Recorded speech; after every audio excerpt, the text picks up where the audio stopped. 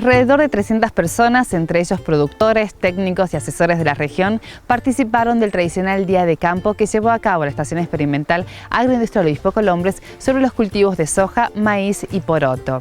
El objetivo de esta jornada fue presentar las diferentes líneas de investigación sobre los materiales de estos cultivos. Es por ello de que ahora en esta primera parte vamos a hablar sobre el cultivo de soja, donde el ingeniero Mario Devani nos va a comentar cuáles son los materiales destacados de las 25 líneas de materiales que se han investigado. Y también vamos a conocer cómo está avanzando la actual campaña de soja en nuestra región.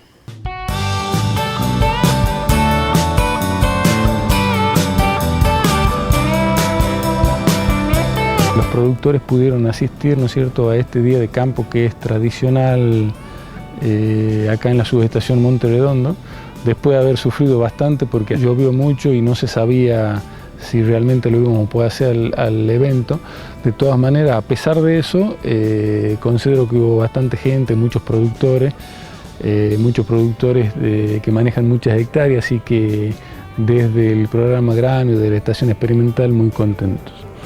En cuanto al programa del evento, empezamos, ¿no es cierto?, con el análisis climático de la campaña, que como todo el mundo conoce. Para hacer un pequeño resumen, las lluvias en esta campaña fueron muy buenas, en especial octubre, noviembre y diciembre con precipitaciones por arriba de lo normal. En el caso de enero y febrero también con lluvias buenas, un poquito por debajo de lo normal, y donde aflojó un poco el agua fue en marzo, en algunas zonas. Acá en Monte Redondo aflojó un poco en marzo, pero en otras zonas como la Cruz, por ejemplo, como la Cocha, no fue así, y ahí todos los cultivos, tanto los cortos como los largos, están terminando bien. En esta zona los cortos están terminando muy bien, los largos se le ve ahí una pequeña pérdida de rendimiento con algo de hojas pegadas, por esto que decimos que han habido 2 semanas sin agua y de alta temperatura. Esa misma situación se repite en el norte, en el este de Salta, en el norte de Salta, donde el abril fue durísimo. Después de haber hecho ese comentario, se hizo una recorrida en las macro. Esta es una macro que fue sembrada en los primeros días de diciembre, el 10 de diciembre del 2015. La verdad que está muy buena. Por ahí el comentario de los productores: che, pero acá todos los materiales están buenos. Sí, están buenos, están todos buenos, pero sí se notan algunas diferencias entre materiales, ¿no? Este año en los grupos cortos se testearon 25 materiales. De los 25 materiales, 10 materiales eran nuevos. O sea que necesitamos, por lo menos nosotros que estamos en empresas oficiales y estamos evaluando y testeando, necesitamos tiempo para conocerlos bien. De todas maneras, hay materiales que se notan, ¿no es cierto?, que están adaptados y que tienen mucha potencialidad.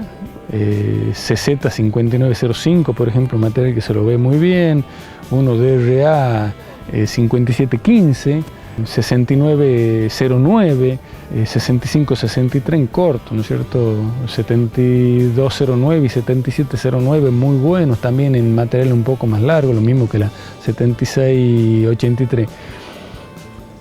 Lo que le quiero transmitir a los productores es que hay una gran diversidad de materiales que se adaptan a distintas situaciones de sus campos, ¿no es cierto? Entonces, en función del ambiente de su campo, del tipo de suelo, de las precipitaciones y de algunos elementos adicionales, el productor hoy por hoy, gracias a las empresas semilleras, tiene la posibilidad de elegir lo mejor para su campo, lo que le dé más potencialidad y más estabilidad. De todas maneras, todos los datos referentes al comportamiento de la variedad lo vamos a tener en el taller de variedad de soja que se va a llevar a cabo el mes de julio en la Estación Experimental.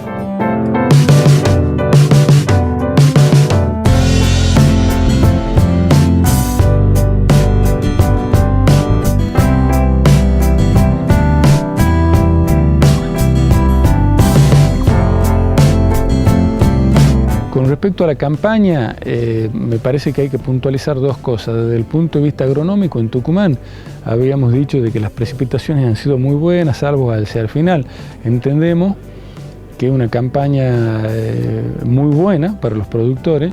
Si bien abril faltó un poquito de agua, ¿no es cierto?, eso los puede haber afectado un poco a los lotes que fueron sembrados tarde y con grupos largos, pero en general la productividad del cultivo de la soja en Tucumán va a ser bastante buena, calculando que vamos a estar muy por arriba del rendimiento promedio, que es 2.400, 2.500 kilos. No así en otras zonas. Cuando te vas a la zona este del departamento Lajito, cuando te vas a la zona de Tartagal, los cortos están muy buenos y los largos, lamentablemente, como no le está lloviendo, a menos que ahora caiga una lluvia importante de 30-40 milímetros, están no terminando bien, y ahí sí van a perder mucho más kilos que lo que pueden perder acá en esta zona. Con respecto a plagas, llamó la atención esta campaña que el tema del picudo, que nos tenía en vilo las últimas 3 campañas. Esta campaña fue mucho más suave. Evidentemente empieza a haber un efecto positivo en lo que son las rotaciones y lo que son los manejos del picudo, ¿no es cierto? Que uno, al conocerlo mejor, hace aplicaciones de productos específicos en tiempo, en los tiempos que el cultivo los requiere, lo que hace que las poblaciones hayan bajado. A pesar de ser un año llovedor, que cuando es llovedor se le afloja la superficie de la tierra y tienen más posibilidad de salir y menos mortalidad, digamos, a pesar de eso ha habido menos picudo. Pero bueno, habría que seguir mirando si hay algún otro factor que yo no lo estoy considerando, pero en ese sentido fue relativamente fácil. Lo que complicó un poco en el medio de fines de enero, febrero, fue el tema del complejo de oruga, ¿no es cierto?, que hubo un pico importante.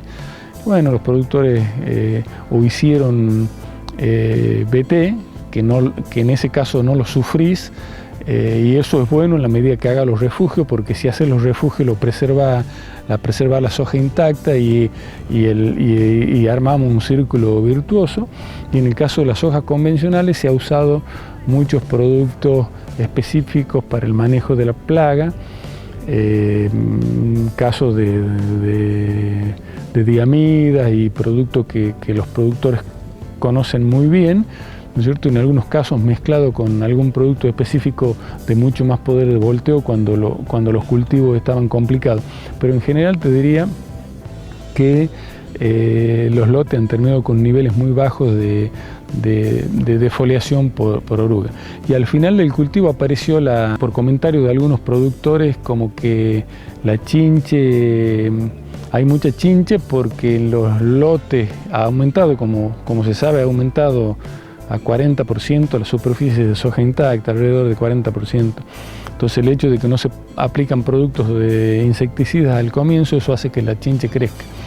De todas maneras, no es que disienta con eso, pero yo lo miraría también desde otra óptica, y está relacionada con que hemos tenido un invierno sin heladas. Eso hace que la chinche, ¿no es cierto?, no haya cortado su ciclo.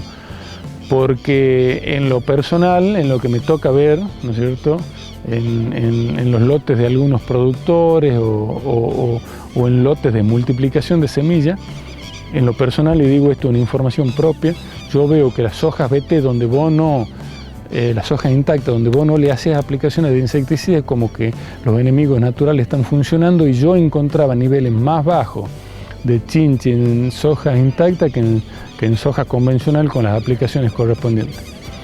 Pero bueno, eso es algo que también, ¿no es cierto?, necesita tiempo para que terminemos de aprender. Inicialmente pensábamos que como la campaña venía muy húmeda, como vos decís, íbamos a tener mayor incidencia, mayor presencia e incidencia y severidad, de enfermedades.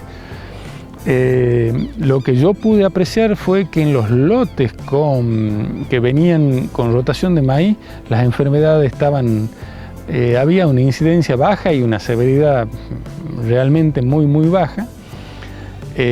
No así en los lotes que venían de monocultivo de soja, ahí había un poco más. Pero después estábamos asustados porque decíamos, bueno, va a entrar la roya, y empezaban a prenderse luces amarillas, roya en el NEA, roya en los altos.